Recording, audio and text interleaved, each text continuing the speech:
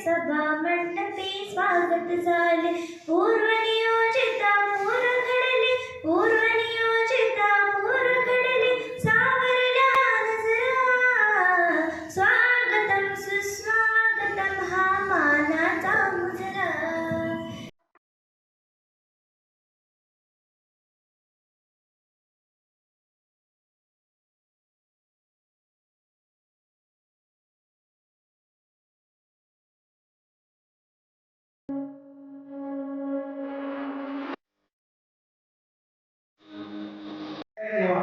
तुम्ही कुठे शिका, इथं शिकला किंवा दुसरीकडे शिकला किंवा आणि कुठे शिकला तर तुमच्यावर डिपेंड आहे. तुम्ही स्वतः ठरवलं पाहिजे मला काहीतरी बनायचं, मला काहीतरी घडायचं. ज्यावेळेला एखादी संस्था, ज्यावेळेला एखादी शाळा तुमच्यासाठी सपोर्टिंग करते, हे तुमच्यासाठी सर्वात महत्त्वाचं.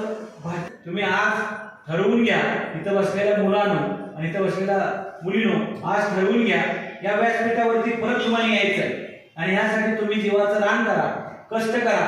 110% मी लिहून देतो तुम्हाला, तुम्ही भविष्यात इथे येणार. पण प्रयत्नवादी पाहिजे, आशावादी पाहिजे. आणि ह्या गोष्टी करत असताना काही गोष्टीची बंधने पाळता आली पाहिजे, काय बंधनं पाळता आली पाहिजे नेहमी लक्षात ठेवा. तुम्ही थोडंसं परवाचा तुम्ही बघितलं असेल, ज्या नेटमध्ये जी मुलगी महाराष्ट्रात पहिली आली त्या मुलीचं स्टेटमेंट आहे, त्यामध्ये तिने न्यूज टाकलेली आहे. तिनं सांगितलं मी कधी मोबाईल बघितला नाही, कधी टीव्ही बघितली नाही, मी नुसता अभ्यास आहे की अभ्यासावरती फोकस केला.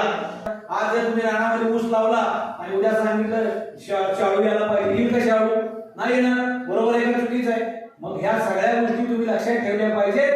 शाळा कॉलेज हे जे तुमचं आहे, शाळा असेल कॉलेज असेल, या कॉलेजच्या परिसरामध्ये आपल्यामुळं कुठं कॉलेजला गालबोट लागणार नाही.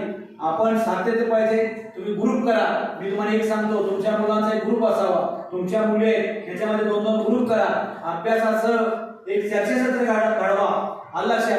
आज जर समजा एखाद्या मुलीनं बाबांनो व्यायामाच्या बाबतीत असेल, व्यायामाचं सरांनी नियोजन केलं, त्यामध्ये तुम्ही नियोजन करून घ्या.